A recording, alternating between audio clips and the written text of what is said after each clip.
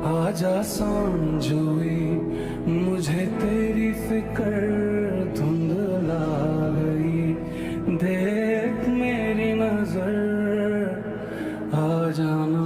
হায় রে জীবন রে, বাড়িতে যাওয়ার লেগে একটু তাড়াহুড়ো করার কারণে কোন মার বুকটা জানে খালি হয়ে গেল গা।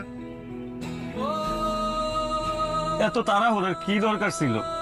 না একটু দেরিতেই বাড়িতে যাইতো, তাও তো নিজের জীবনটা নিয়ে বাড়িতে যাইতে পারতো।